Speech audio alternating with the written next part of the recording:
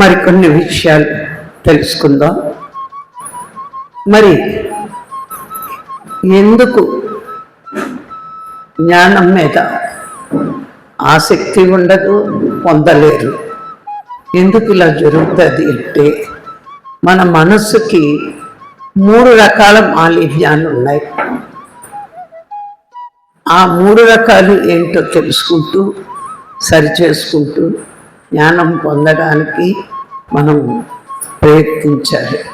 కొన్ని గత జన్మలో వచ్చినవి, కొన్ని ఈ జన్మలో తమోగుణం రజోగుణం వల్ల వచ్చినవి. మరి ఇవన్నీ తెలుసుకుంటే మనని మనం సరిదిద్దుకోవచ్చు. ఎందుకు సజ్జన సాంగత్యాలు అంటే మనలో లోపాలను సరిచేసుకుంటూ మన ఎదుగుదలకి మనమే కారణం, మన ప్రయత్నమే కారణం. ఎందుకు అంటే భగవంతుడి మీద ఆసక్తి పెరగడానికి మరి మన మనస్సు సరిగ్గా తయారు చేసుకుంటూ ఉండాలి. మరి అమృత బిందోపనిషత్తు చెప్తాదండి, మనకి మోక్షం కావాలని కోరేది మనసే, మోక్షం పొందకుండా చేసేది మనసే. మన ఏవ మనుష్యాణం కారణం బంధమోక్షాయ. బంధంలో ఉన్న మనసు బాహ్యంలో తిరుగుతుంది, మోక్షం కావాలనే మనసు అంతరంలో వెతుకుతుంది. అంతరంలో ఆత్మని దర్శించడానికి ప్రయత్నిస్తుంది.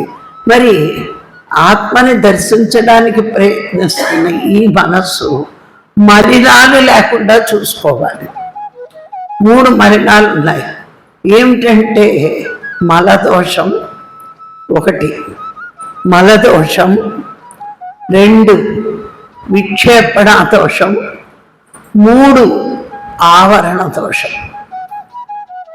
ఈ మలదోషం అన్నది ఏంటి అంటే గత జన్మ యొక్క మన పాప సంస్కారాలు అవనివ్వండి, వాసనలు అవనివ్వండి, ఈ జన్మలో అవే మనకి అడ్డుతాయి. నిన్న తిన్న ఆహారం ఈరోజు మలంగా ఎలా బయటికి వెళ్తుందో గత జన్మలో చేసిన పాప సంస్కారాలు, పాప వాసనలు ఈ జన్మలో భగవంతుడి వైపు వెళ్ళడానికి అడ్డేస్తూ ఉంటాయి. ఈ మలదోషం ఎన్ని రకాలంటే 5 రకాలు. మలదోషం 5 రకాలుగా ఉంటుంది. మొట్టమొదటి మలం అణుమలం. ఇదేంటంటే పరమాత్మని తెలుసుకోనివ్వకుండా అడ్డేస్తూ ఉంటారు. చూడండి, అందరికీ రాముడు, కృష్ణుడు దేవుడు, జీసస్ అల్లా దేవుడు, అంతకంటే పైకి పరమాత్మ ఉన్నాడు, వీళ్ళందరినీ సృష్టించిన వాడు ఆయనే అనే విషయమే చాలామందికి తెలియదు. మనకు కూడా ఇక్కడికి వచ్చాక తెలుసుకున్నాం. చెప్పాలి అంటే మనకే అంత తెలియదు, కానీ తెలుసుకున్నాం. ఇప్పుడు ఈ అణుమలం అన్నది వాళ్ళ జీవితం అంతా ఏదో పూజ చేసామా బతికేమా అనుకుంటారు, కానీ ఈ ధ్యానం చెయ్యాలి, పరమాత్మని తెలుసుకోవాలి, తెలుసుకుంటేనే మోక్షం అనే విషయం ఎప్పటికీ వాళ్ళు తెలుసుకోలేరు.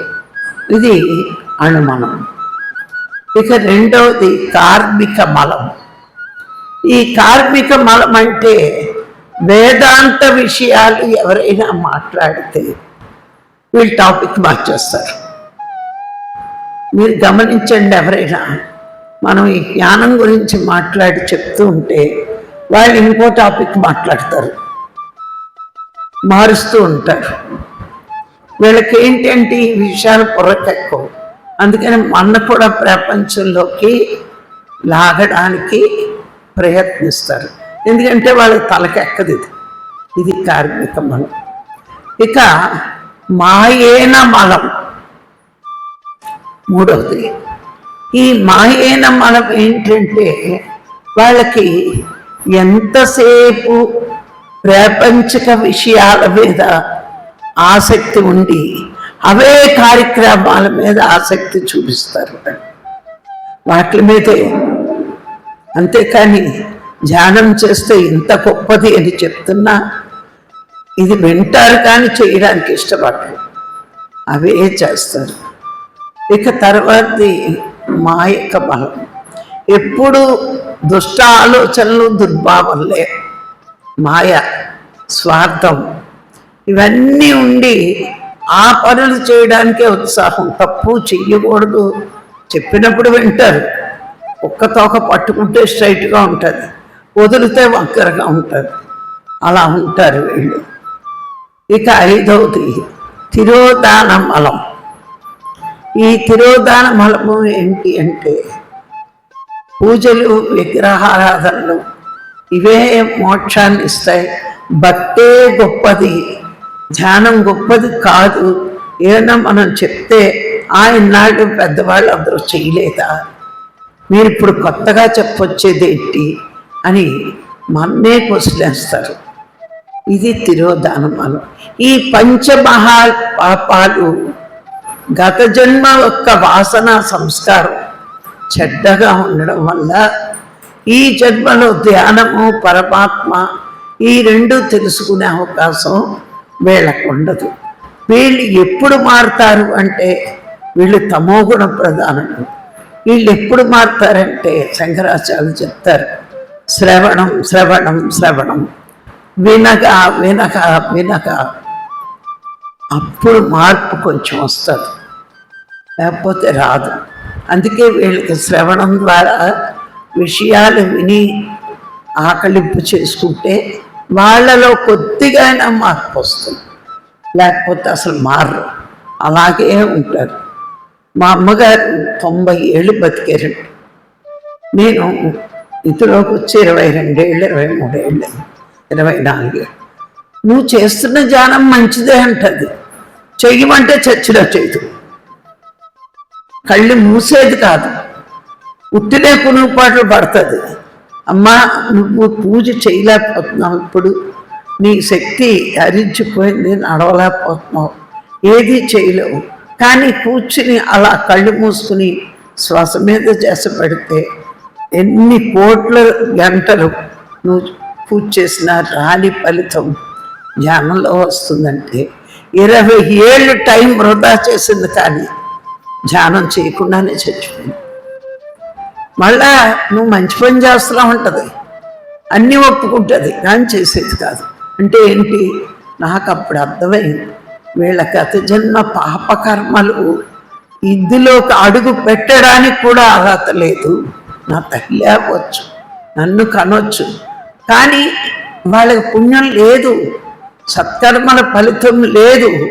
అందుకే పరమాత్మ గురించి వినిపించుకోవడం కానీ ఆయన కోసం ధ్యానం చేయడం కానీ చేయలేదు. ఆ కడుపును పుట్టినంత మాత్రాన వాళ్ళు పుణ్యాత్ములైపోరు. ఇప్పుడు నా అన్నదమ్ములు అంతే అస్సలు చేయరు. మళ్ళీ నేను ఉంటే చాలు చెప్తారు, కబుర్లు చెప్తారు, నేరాలు చెప్తారు. నేను ఒకటే చెప్తాను, మీరు అవి చెప్పకుండా ఉండగలిగే స్థాయికి ఎదగాలంటే ధ్యానం చేయాల్సిందే. ఇన్ని కష్టాలు పడుతున్నా ఉంటారు.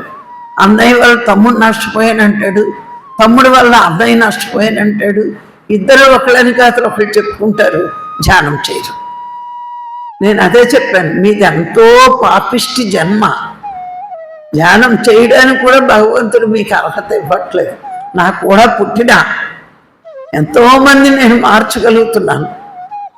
మాంసం తినని వైశ్య కుటుంబంలో పుట్టారు వాళ్ళు, చాలా నిష్ట, కోడిగుడ్డు సైతం ఇంట్లో రానివ్వరు, అంత మడి ఆచారం, కానీ ధ్యానం చేయరు. ఏమనుకోవాలి, ఈ 5 మలాల్లో ఏదో ఒక మలం ఉందండి, చేయలేరు. ఇంకా ఆత్మని తెలుసుకోలేరు, విగ్రహాన్ని తెలుసుకుంటారు కానీ దైవాన్ని తెలుసుకోలేరు. ఆ దైవం యొక్క విగ్రహం పెట్టుకుని తెగ పూజలు చేస్తారు, కానీ దైవం ఎవరు, ఆత్మే దైవం అంటే తెలుసుకునే అర్హత కూడా రాదు. ఏమక్కలా మనం నేర్చుకున్న క్లాసులన్నీ మన చుట్టూరు జనాన్ని మనం పరిశీలిస్తే ప్రూఫ్ బాగా కనబడుతుంది. ఇక తర్వాతది విక్షేపణ దోషం. ఈ విక్షేపణ దోషం ఏంటంటే సత్యం అసత్యంలా కనబడుతుంది, అసత్యం సత్యంలా కనబడుతుంది. ఇది రజోగుణం. నేను చేస్తున్నది కరెక్టు అని వాదిస్తారు. ఇప్పుడు మనం పూజలు వద్దన్నాం అనుకోండి, రజోగుణం వాళ్ళకి వెంటనే పూర్వం నుంచి వచ్చేగా, ఇప్పుడు మీరు ఎందుకు వద్దంటున్నారు అని అడుగుతారు. మరి పూర్వం నుంచి వచ్చిన జ్ఞానాన్ని ఎందుకు నమ్మలేకపోతున్నారు? సరే, మన అమ్మకు తెలియదు, అమ్మమ్మకు తెలియదు, అంతకంటే ముందు జ్ఞానం లేదా? ఉంది, కానీ అమ్మ అమ్మమ్మ చేయదు కాబట్టి మనం నమ్మం.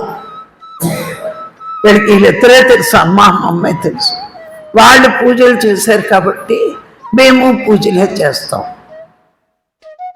మరి వాళ్ళు కట్ల పొయ్యి మీద వంట చేశారు, మరి వీళ్ళు ఎందుకు చేయరు? వాళ్ళు రుబ్బు రోట్లో పప్పు రుబ్బారు, వీళ్ళు ఎందుకు రుబ్బరు? ఇక్కడ టెక్నాలజీ కావాలి లేటెస్ట్. మరి ఇప్పుడు లేటెస్ట్గా వచ్చిన జ్ఞానం ఎందుకు చేయలేకపోతారంటే వీళ్ళకి ఖచ్చితంగా అర్హత లేదు. ఏమవుతుందంటే తిరిగి మననే పిచ్చెదలు చేస్తారు. వీళ్ళు పూజా పునస్కారం లేదు, వీళ్ళు పరమ నాస్తికులు.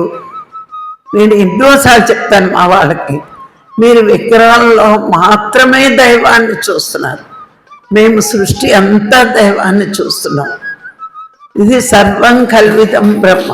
ప్రతి జీవి దైవ స్వరూపుడే, ప్రతి మనిషి దైవ స్వరూపుడే.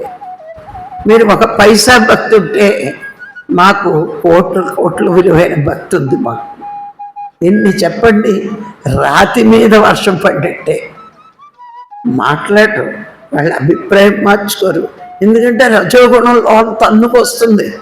ఎదటివాడు చెప్పింది మనం ఏంటి, మనకు తెలిసిందే కరెక్ట్. ఇంకా మన్ని నాస్తికులు అంటాం, వీళ్ళకి పూజ లేదు, పునస్కారం లేదు. అంటే నాకు తెలుసున్నదే సత్యం, నేను చేస్తున్నదే సత్యం. ఈ అహంకార ధోరణి వల్ల వీళ్ళు కూడా ఆత్మని తెలుసుకోలేరు. అహంకారం వదిలితే, చెప్పింది కాస్త వినిపించుకుంటే, విక్షేపణ దోషం అంటే సత్యాన్ని కప్పిపుచ్చేది. సత్యం అంటే తెలియట్లేదు వాళ్ళకి. శరీరం నేను అనుకుంటున్నారు, ఆత్మ నేనని చెప్పినా కనిపిస్తున్న శరీరం నేను కాదేంటి, ఇది నేను అనుకుంటున్నారు. ఇది సత్యాన్ని కప్పిపుచ్చేది. ఇక తర్వాతి ఆవరణ దోషం. ఈ ఆవరణ దోషం ఏంటి అంటే మన ఆత్మ మీద 5 తొడుగులు ఉన్నాయి. దీన్నే పంచకోశాలు అంటారు. ఈ పంచకోశాలు ఏమిటి అంటే మొట్టమొదటిది అన్నమయ కోశం, 2 ప్రాణమయ కోశం, 3 మనోమయ కోశం, 4 విజ్ఞానమయ కోశం, 5 ఆనందమయ కోశం. అయితే అన్నమయ కోశం, ఈ కనిపించే శరీరం అన్నమయ కోశం. అంటే మనం తినిన ఆహారం చెప్పారు కదా సార్ ఇందాక, 108 రోజులకి శుక్లము, 96 రోజులకి శోణితము అయ్యి శుక్ల శోణితాలు అంటే స్త్రీ పురుషుల కలయిక వల్ల అండము పిండము అవుతుంది, ఈ బ్రహ్మాండంలోకి వస్తుంది. మళ్ళా అన్నం వల్లే మన శరీరం వృద్ధి అవుతుంది. ఈ శరీరం పుట్టినప్పుడు ఇంతే ఉంది, కానీ ఇప్పుడు ఇంత అయింది అంటే మనము తినిన ఆహారం వల్లే ఈ శరీరం వృద్ధి అవుతుంది. పుడుతుంది, పెరుగుతుంది, వృద్ధి అవుతుంది, తర్వాత మళ్ళీ క్షీణిస్తుంది, నశిస్తుంది. ఇది జరుగుతుంది ఈ కోసం. ఇది నేను కాదు, కానీ నేను అనుకుంటాను. ఇది నేను అనుకున్న నాళ్ళు ఆత్మ తెలియదు. ఇక రెండవది ప్రాణమయ కోశం. మనం శ్వాస తీసుకుంటున్నాం, ఈ శ్వాస పంచ ప్రాణాలుగా మారుతుంది. ప్రాణ, అపాన, ఉదాహరణ, సమాన, వ్యాన. ఇంకా ఇంకా లోతుకి వెళ్తే మనం ఇంకా నేర్చుకుంటే ఈ శ్వాసే 49 వాయువులుగా విడిపోద్ది. ఎవరు చేస్తున్నారు? లోన ఆత్మే 49 పార్ట్లు చేసి లోన 200 పనులు జరిగిస్తుంది. ఈ ప్రాణమయ కోసం 200 పనులు చేస్తుంది ఆ వాయువుల వల్ల. మరి ఇది ప్రాణమయ కోసం. ఇక 3 మనోమయ కోసం. ఈ మనోమయ కోసం ఏంటి అంటే మన మనస్సు కర్మేంద్రియాలు కలిపి పనిచేస్తాయి. మన పంచేంద్రియాలు ఉన్నాయి కదా, కర్మేంద్రియాలు జ్ఞానేంద్రియాలు, మనస్సు కర్మేంద్రియాలతో కలిపి ఆ కోసం పనిచేస్తూ ఉంటుంది. ఇక విజ్ఞానమయ కోసం మన బుద్ధి జ్ఞానేంద్రియాలు కలిపి పనిచేస్తుంది. ఆ తర్వాత ఆనందమయ కోసం. ఇది గాఢ నిద్రాస్థితి. చూడండి, పడుకుని లేచాక హాయిగా నిద్ర పట్టింది అంటున్నారు. మరి హాయిగా నిద్ర పట్టింది అని నువ్వు పడుకున్నాక నీకు తెలియపరిచేది ఎవరు? నువ్వు పడుకున్నా గాఢ నిద్రపోయినా ఆత్మ మెలకుగానే ఉంది. ఆత్మే నీకు తెలియచెప్తుంది. ఆ స్థితి ఏదైతే నువ్వు గాఢ నిద్రాస్థితిలో ఉండి ఆనందంగా ఉన్నానని భ్రమపడుతున్నావో, నువ్వు జాగ్రత్త అవస్థలో, స్వప్నావస్థలో, ఇప్పుడు జాగ్రత్త అవస్థలో ఉన్నావు అందరూ, అప్పుడు కూడా నువ్వు ఆనందంగా ఉండగలగాలి. అది ఎలా వస్తుందంటే నువ్వు ఆత్మను తెలుసుకున్నప్పుడు. అయితే ఈ పంచకోశాలలోన ఉన్న ఆత్మని ఎలా తెలుసుకోవాలి? అదే శంకరాచార్యులు అంటారు, పంచకోశాల లోపల 5 తొడుగుల లోపల ఉన్న ఆత్మని నువ్వెప్పుడైతే తెలుసుకుంటావో అప్పుడు ఆనందం. అంతేకాని శరీరం నేను అనుకుంటే చిన్న దెబ్బ తగిలితే ఏడుస్తావు, చిన్న నొప్పి వస్తే బాధ. ఇది నేను కాదు, ఇది నశిస్తుంది, కృషిస్తుంది. ఆత్మకి నశింపు లేదు, కృషింపు లేదు. అందుకని ఇది నేను కాదు, ఇలా విచారణ చేసుకున్నాను. ప్రాణమయ కోశాన్ని అంటే ఇది శుద్ధత్వంలో ఉంచుకోవాలి. మళ్ళా నశింపు లేదని కాదు, శాకాహారం తింటూ ఆరోగ్యంగా ఉంచుకుని సరి అయిన సాధన చేసినప్పుడు నీకు అవగాహనలోకి వస్తుంది. ఇక ప్రాణమయ కోసం. ఇప్పుడు మనం గాలి పీలుస్తున్నాం, బయట గాలి ఉంది, ఏం పెద్ద తేడా ఉండదు, ఎవరికి శక్తి రాదు. ఎప్పుడైతే నువ్వు ధ్యానంలో కూర్చుని శ్వాసని గమనిస్తావో ఆ శ్వాసకి ఆత్మ ద్వారా శక్తి అంటుకుంటుంది. దాన్ని పంచప్రాణాలు మార్చినప్పుడు అది ప్రాణశక్తిగా మార్చేది ఆత్మ. గమనించుకోండి, పీల్చిన గాలిని పంచప్రాణాలుగా మార్చేది ఆత్మ. అంటే ప్రాణాపాన ఉదాహరణ ప్రాణవాయువు, ప్రాణశక్తి మన హృదయంలో ఉండి మనం ఉచ్ఛ్వాస నిశ్వాసలు చెయ్యడానికి పనికొస్తుంది. అది ఎప్పుడు ఆత్మ నుంచి ఆ శక్తిని తీసుకున్నప్పుడు మనం పీల్చే గాలి ప్రాణశక్తిగా మారుతుంది. అందుకే సరి అయిన ధ్యానం చేసినప్పుడు మనం శక్తి పెరుగుతూ ఉంటుంది. కానీ ప్రాణశక్తి ఆత్మ కాదు, అది ప్రాణశక్తే కానీ ఆత్మ కాదు. ఇక 3 మనోమయ కోసం.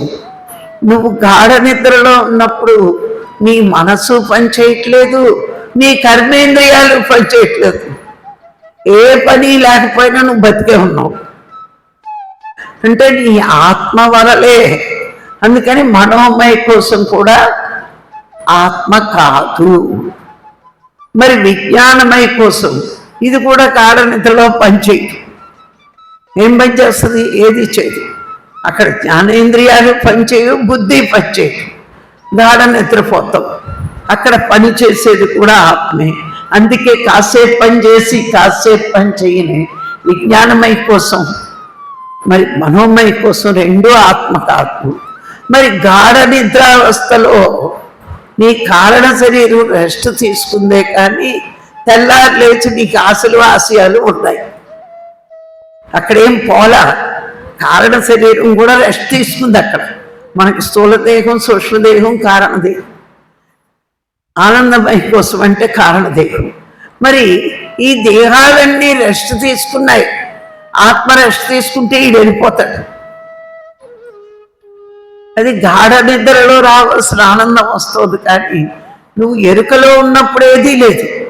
ఈ కోశాలు పని చేస్తున్న మూలంచి ఇలా ఉంది, కానీ ఇవేవి ఆత్మ కాదు, శరీరం కాదు, ప్రాణం కాదు, మనస్సు కాదు, బుద్ధి కాదు, ఆనందమయ కోసం కూడా కాదు.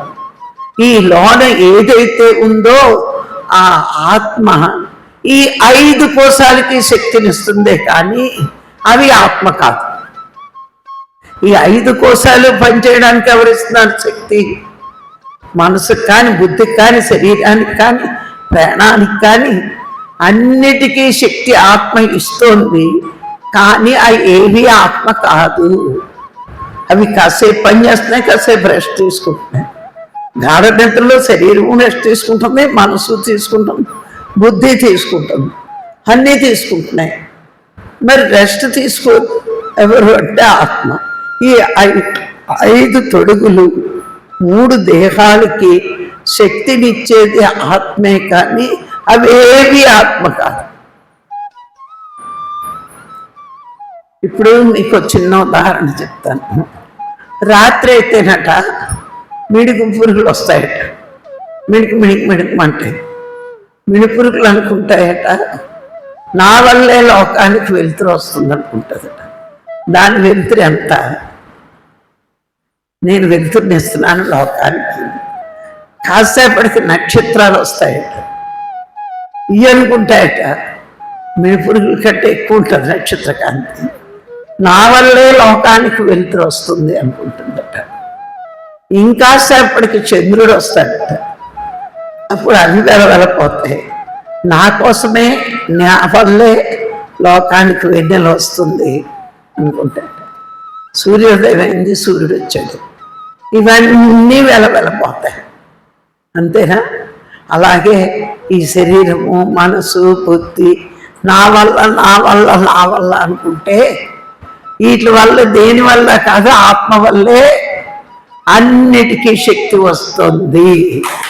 అదే ఆత్మ సూర్యుడి వంటి వాడు. ఆ సూర్యుడి వల్లే శక్తి వస్తుంది, వెలుతురు వస్తుంది లోకానికి. అలాగే ఈ జీవులకి, జగత్తుకి శక్తినిచ్చేది ఆత్మే. ఏ ఆత్మని తెలుసుకుంటే మనము దుఃఖం లేని స్థితిలో ఉంటామో దానికోసమే ఈ ప్రయత్నాలన్నీ మనం చేస్తున్నాం. ఈ 3 దోషాలు తొలగించుకున్నప్పుడు మన ఆత్మ ప్రకాశవంతంగా మనకి తెలుస్తూ ఉంటుంది.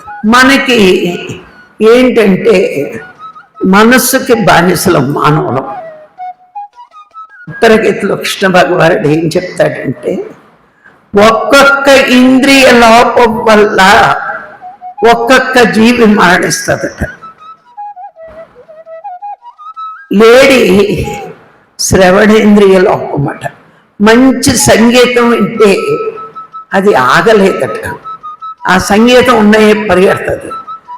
ఆ బోయవాడు ఆ విషయం తెలుసుకుని మంచి సంగీతం వినిపించి లేడిని వలేసి పెట్టేస్తాడట. అది దాని లోపం వల్ల అది దొరుకుతుంది. చేపకి రసేంద్రియ లోపం అంటారు. అందుకే ఏం చేస్తారు, గాలానికి చిన్న ఎరేసి చేపను పట్టేస్తారు. మరి ఏనుగుకి చర్మేంద్రియ లోపం అంటారు. అందుకని ఆడ ఏనుగు చేత మంచె వేసి మావటివాడు ఆడ ఏనుగుని అందులో పెట్టి అరిపిస్తాడు. ఇది అలా వెళ్ళి అందులో పడి చిక్కిపోతుంది. మరి తుమ్మెదకి భ్రూణేంద్రియ లోపం. మంచి వాసన చూస్తే అది ఆగలేదట. అందుకు ఏం చేస్తుందట, ఆ తామర పువ్వులోని వాలి సాయంత్రం అవుతుందని చూడక అందులో ముడుచుకుపోద్దట. అలాగది మరణిస్తుందట. మరి మిడతకి కర్ణేంద్రియ లోపం అంట. మంటని చూసి పండనుకుని వీళ్ళు అందులో పడి మరణిస్తుందట. మానవుడికి మనస్సు వల్ల 5 ఇంద్రియాలు లోటే కాబట్టి రోజు చచ్చిపోతుంటాడు. అందుకని ఇప్పుడు కళ్ళు కావాలంటాయి, చెవులు కావాలంటాయి, నోరు కావాలంటారు, 5 ఇంద్రియాలు అన్నీ కావాలంటాయి. అందుకే మానవుడు ఆ ఇంద్రియాలను తృప్తిపరుస్తూ ఉంటాడు. తృప్తిపరిచి ఏం చేస్తాడు? దైవాన్ని మర్చిపోయి దేహభ్రాంతిలో ఉంటాడు. ఈ దేహభ్రాంతి తగ్గించుకోవాలి అంటే అందుకే మహాత్ములు ఏం చెప్తున్నారు? ఇంద్రియ నిగ్రహం, ఇంద్రియ సంయమనం. కోరిక ఉంటే ఇది అవసరమా లేదా? అదే శంకరాచార్యులు చెప్పారు. నిత్య అనిత్య వస్తు వివేకం. సాధనలో వచ్చిన వాడికి ముందు ఇది ఉండాలి. ఇది నా సాధన పెంచుతుందా, నా సాధనని పోగొడతాదా అనేది ఏ కోరిక వచ్చినా మనం వెంటనే క్వశ్చన్ వేసుకోవాలి. మనం బజార్లోకి వెళ్తాం, చాలా చూస్తాం, అన్నీ కావాలనే ఉంటుంది. అవసరమా కాదా అని ఎప్పుడు క్వశ్చన్ వేసుకోవాలి. సాధన నా సాధన పెంచుతుందా, నా సాధన తగ్గిస్తుందా? ఉన్నదాంతో తృప్తి పడితే వాడికంటే కోటీశ్వరుడు ఎవడు లేడు. ఆ తృప్తికి లేనివాడు బికారే. ఎన్నున్నా తృప్తి లేనివాడు బికారు. ఉన్నదాంతో తృప్తిగా జీవించేవాడు చక్కని సాధన చేసుకుంటాడు. ఈవేళ ప్రతి మానవుడికి దుఃఖం ఎందుకు వచ్చింది అంటే పక్కవాడితో పోల్చుకుంటున్నాడు. వాడికి ఉంది, నాకు లేదు, వాడికి ఉంది, నాకు లేదు. అప్పు చేసైనా కారు కొనాలి, అప్పు చేసైనా ఇల్లు కట్టాలి, లోన్లు. ప్రతి బ్యాంకు మా దగ్గరికి రండి, మీ ఆస్తులన్నీ మాకు రాసి ఇచ్చేయండి. ఇది ఆ తృప్తి లేక ఇద్దరు ఉద్యోగాలు అంటారు. ఒకరి చేతులు లోన్ కట్టేద్దాం అనుకుంటారు, అప్పు చేస్తారు, ఇల్లు కడతారు. 2 జీతాలు వస్తేనే తృప్తి లేదు, అదొకటి. ఇంకొక జీతంతో ఎలా మొదలవుతుంది? ఈలోగా ఇల్లైనా అమ్మాలి, వీళ్ళిద్దరు విడాకులైనా తీసుకోవాలి. ఎలా ఉందంటే ఇప్పుడు పెళ్ళిళ్ళు మామిడి ఆకులు ఎండిపోకుండా విడాకులు వస్తున్నాయి. కట్టిన తోరణాలు ఎండిపోకుండా వీళ్ళు విడాకుండా అన్ని కేసులు విడాకులు. ఎందుకంటే నాకు ఉద్యోగం ఉంది, నా మాట నువ్వు విను, నీకు ఉద్యోగం ఉంది విన్నాం, ఇట్లాగే కొట్లాడుతుంది. చాలామంది మాకు చెప్తూ ఉంటారు, మీరు కోర్టు బయట టేబుల్ వేసుకుని జ్ఞానం చెప్తే బాగుంటుందండి, విడాకులు మానేసి ఇంటికి వెళ్తారండి. వాళ్ళ కోర్టు చుట్టూ తిరిగే యోగాన్ని రెడీ చేసుకుని వస్తే మనం ఏం చేయగలం? ప్రతి వాళ్ళ జీవితంలో తృప్తి అనేది ఉన్నప్పుడు ప్రాపంచిక జీవితం బాగుంటుంది, ఆధ్యాత్మిక జీవితము బాగుంటుంది. అందుకే వశిష్ఠులు వారు ఏమన్నారంటే లోభానికి మించిన రోగం లేదు. పిసినార్తనం కూడా ఒక రోగం లాంటిదటండి. వీడు ఏం చేస్తాడు? ఆడు తిండు, ఇంట్లో ఉన్నవాడిని తిన్నావు, నోట్లు దాస్తాడు, ఎవరికి దానం ఇవ్వడం, ఆడు తిండు, ఇంట్లో ఖర్చు పెట్టడం. భార్య పిల్లలు ఎదవ ఎప్పుడు పోతాడా అనుకుంటారు, అలా అనుకుంటారు.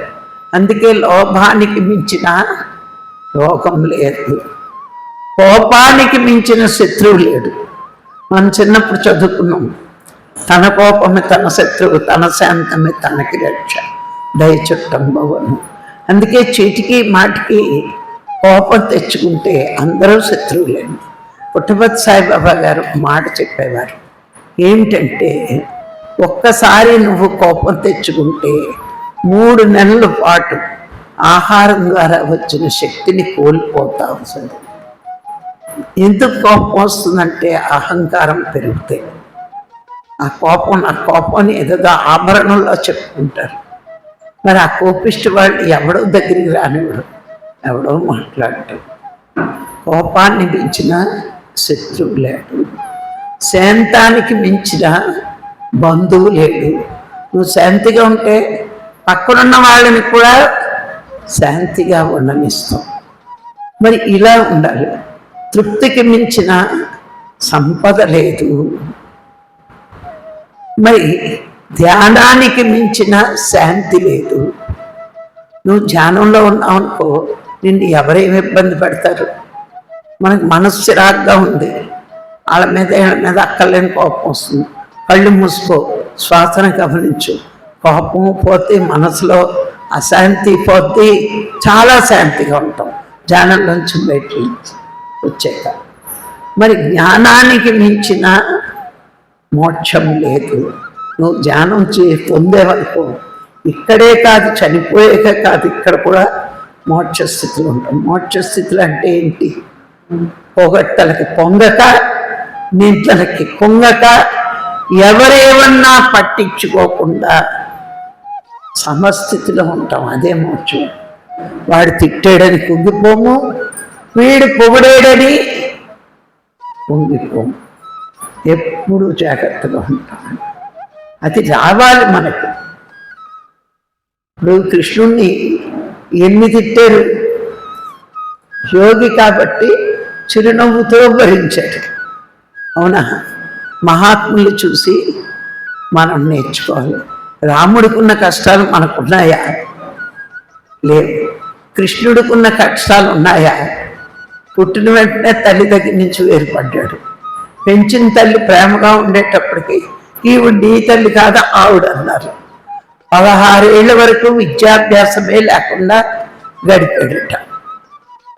కన్నుడు అడుగుతాడట కృష్ణుడిని, నా జీవితంలో ఇన్ని కష్టాలేంటి కృష్ణ అని.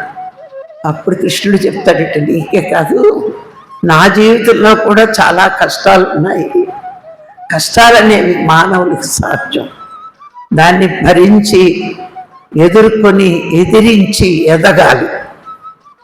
భగవంతుడి కంటే ఇష్టమైన వాళ్ళకి కష్టాలు ఎక్కువ ఇచ్చి తరవేపు తిప్పుకుంటాడటండి. నేను కాలిపోయిన కొత్తలో అందరితో అనేదాన్ని, భగవంతుడికి నేనంటే చాలా ఇష్టం, అందుకే ఇంత కష్టం పెట్టాడు అని. మనం ఎదగడానికి మెట్లటండి కష్టాలు కూడా. ఇది తెలియక కష్టాలు వస్తే మనం చాలా బాధపడిపోతాం. మరి ఇలాగా నేర్చుకుంటూ లాస్ట్ చెప్తాను. ఇంకా ఒక ధ్యాని ఎలా ఉండాలి, ఎలా ఉంటే ఎదుగుతాం,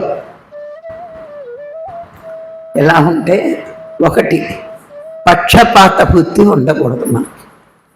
వీడు ఎక్కువ, వీడు తక్కువ, వీడు నావాడు, వీడు నా కులం, వీడు నా మతం, ఇలాంటి పక్షపాత బుద్ధి మనకి ఎప్పుడు ఉండకూడదు. ఇక రెండో పాయింట్, అహంకారం అస్సలు ఉండకూడదు. మన ఉపనిషత్తులు చెప్తున్నాయండి, అహంకారికి ఆత్మజ్ఞానం అబ్బదు అని. ఇక మూడో పాయింట్, గర్వం అసలు మన ఛాయలకు కూడా రాకూడదు. ఇది ఎలా వస్తుంది గర్వం? డబ్బున్నా, పదవులున్నా, అందం ఉన్నా, విద్య ఉన్నా చాలా గర్వం ఉంటుంది. డబ్బున్న వాళ్ళు చూడండి తక్కువ ఉండవు.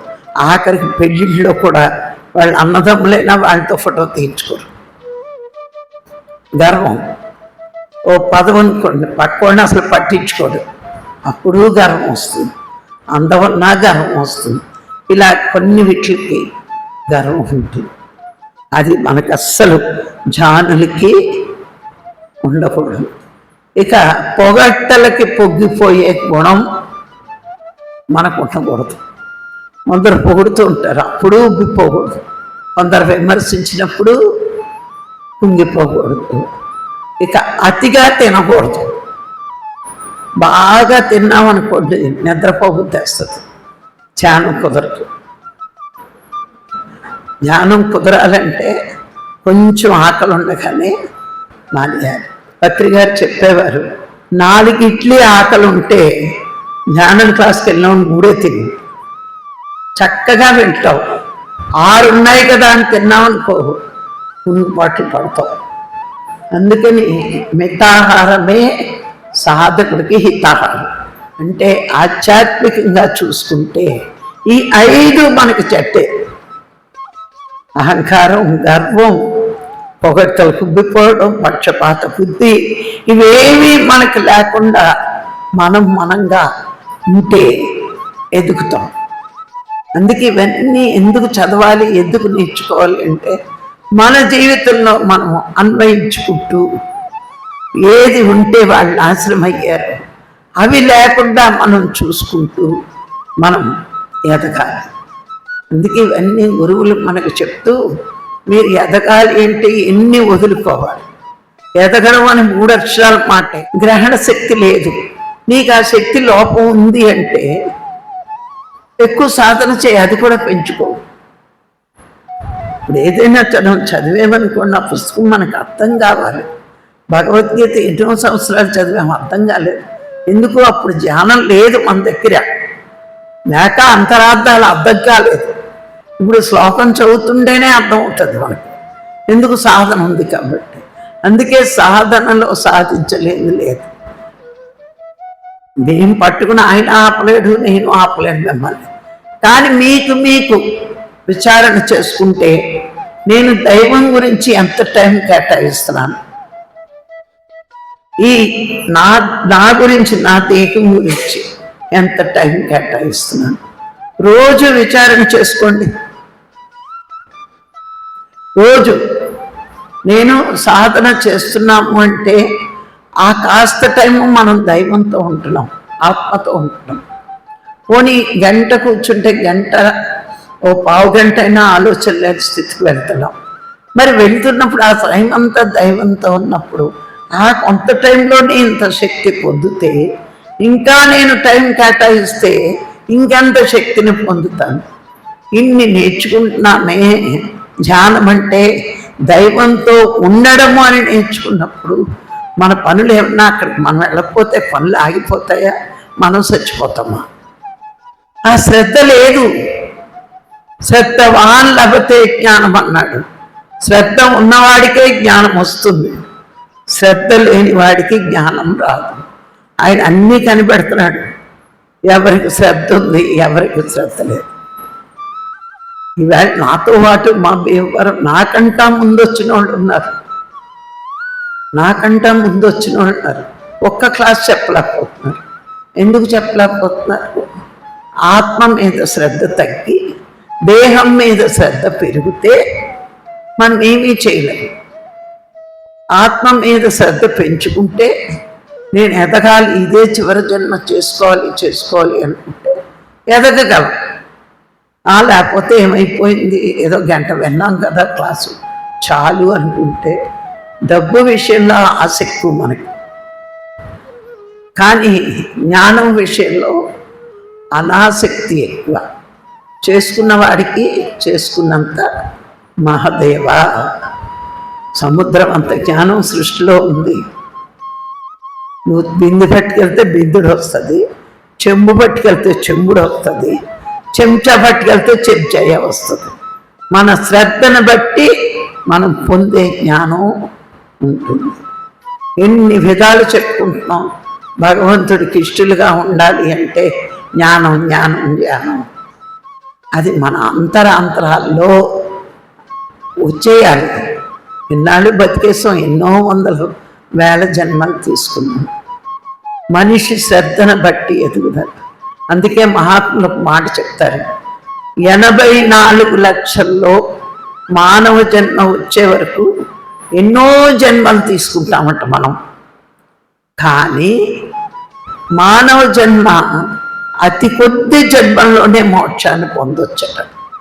అంత అవకాశం మానవుడికి భగవంతుడు ఇచ్చేటట్టు.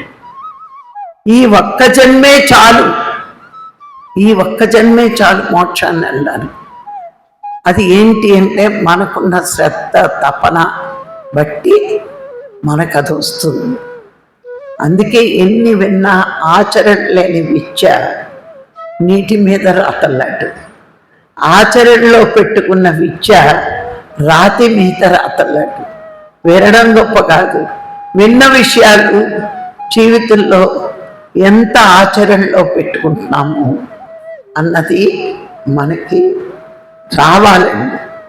ప్రతి వాళ్ళకి ధ్యానంలోకి రాకముందు మనం ఎలా బతికినా పర్వాలేదు, కానీ ధ్యానంలోకి వచ్చాక మన శ్రద్ధ, ఫస్ట్ శ్రద్ధ భగవంతుడి మీద ఉన్నప్పుడే మనం సుఖంగా, శాంతిగా, ఆనందంగా జీవించగలుగుతాం. అర్థమైందండి?